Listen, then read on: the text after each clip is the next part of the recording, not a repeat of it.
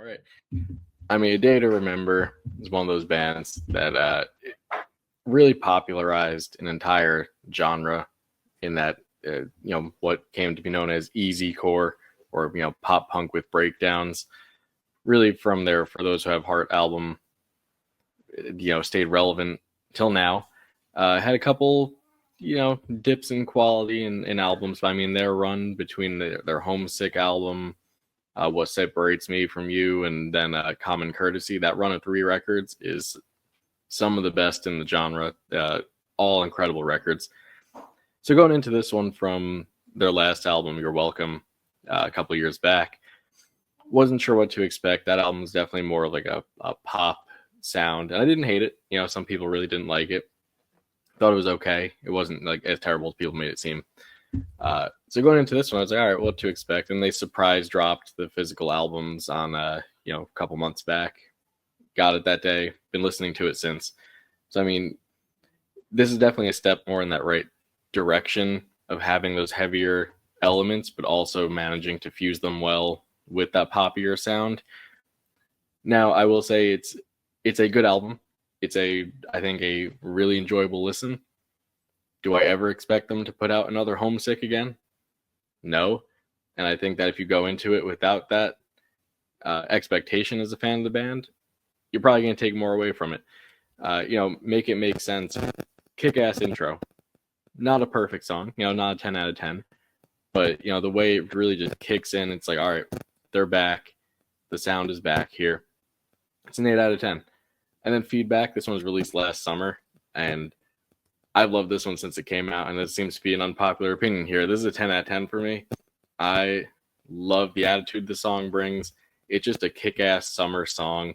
It's just the perfect, like, speeding down the highway with your windows down type song, and I love it. That's the kind of thing that I love.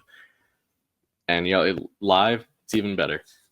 Bad Blood, it's another 8, kind of in the same boat as Make It Make Sense. And there's a couple categories of songs throughout this that I'll talk about. And this and Make It Make Sense kind of fall into that category where they're both 8s.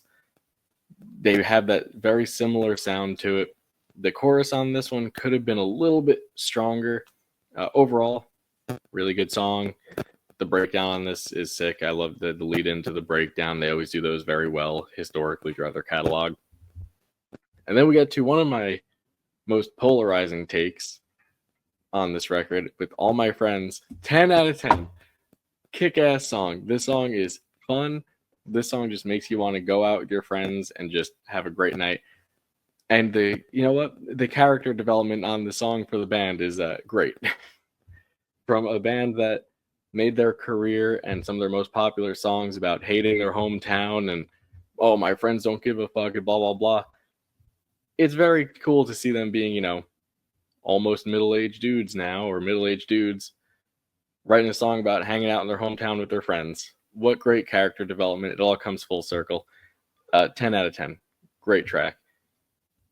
And To the Death falls into that same boat as Make It Make Sense and Bad Blood for me, where it's good. It has that more metalcore sound. The chorus, again, I think is the weakest part of this, which is kind of a trend in those tracks where they tend to go heavier on this album, is the choruses kind of tend to fall off slightly. Solid breakdown. Enjoy the song. And then Flowers, JT, I couldn't agree more. 10 out of 10. I adore this song. I think lyrically it's the strongest on the record. I love the message that it's sending. There's no reason to not tell people you appreciate them just whenever. You don't need a reason to do it. I think it's great. Same thing, LeBron. Super fun song. 10 out of 10. Really love that. I found all the songs on this album that got a 10 for me have the same thing in common in that they're all fun. And you can just feel that the band had a good time recording these songs, writing these songs, and that really came through in the overall tracks here. And here's where the album really kind of drops for me, though. Die for Me, while being a catchy song with a very well-written melodic, from a melodic standpoint, chorus, it really shows that Ollie Sykes had a hand in the writing process of this one. those melodies. I mean, this is essentially like a sister song to Die For You from Bring Me the Horizon's last record. It just screams Ollie Sykes, but my God, these were the worst lyrics I think A Day to Remember has ever put on paper or on recording. It reminded me of the lyrics to Grenade by Bruno Mars, where it's just so unnecessarily like, oh, I would jump in front of a train for you. Like, oh my God, shut up. I hate that. It's like, oh, we're soaked in blood. We wrote it. Now we don't even speak. Like, it's just so childish. Coming from a band that they're not young anymore.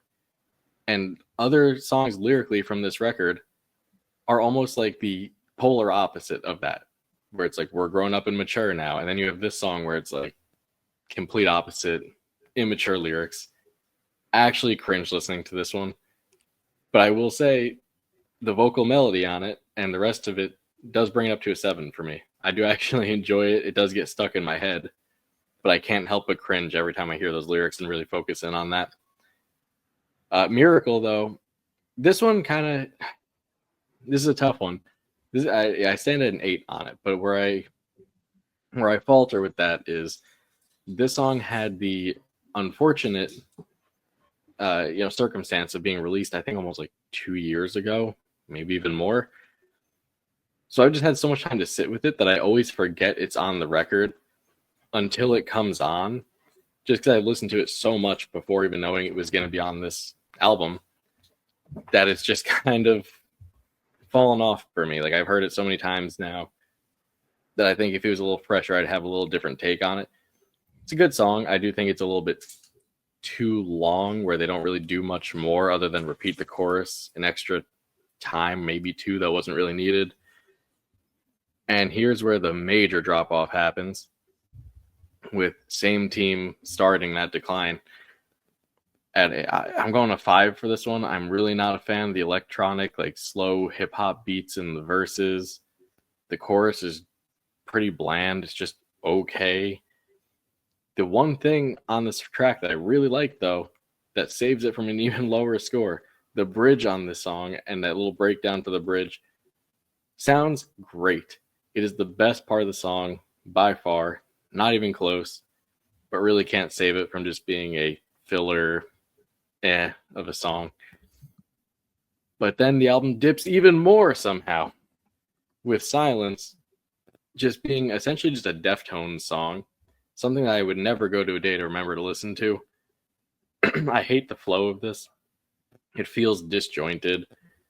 The instruments, and especially the drum sounds, though, I will say, to the production's credit, sound absolutely massive on this in a great way that I really wish transcribed to a better song. But I don't like the chorus. I really don't like anything about this. Having said that, I'm not a Deftones fan. I imagine if you're a fan of both bands, you'll probably enjoy this song if you like that more like slower, heavier Deftones, almost at times reminiscent of like a Korn sound here and there. If you like that, you'll probably like this song. So I'm interested to see what Mike thinks of that. But then the album does end on a high note with Closer Than You Think. It's not a perfect song. I do go up to a 9 for it. I think it's instrumentally a bit basic. If they did a little bit more on an instrumental standpoint, I think it could have elevated it to that, next level. But it's a really nice closer. I love the lyrics on this. The vocal delivery is great. I mean, overall, the album is a good album. It's better than I anticipated it being. It's a really fun listen. It hasn't lost. I've been listening to it for a couple months now. It hasn't lost its relevance to me yet. I'm curious to see how I feel about the songs as the year goes on. But overall, it's a good addition to their catalog. Excited for part 2 whenever they decide to put that out, whether it's this year or if they still need to finish up some writing on it and put it out next year. But I'm sitting at an 8 for this album right now.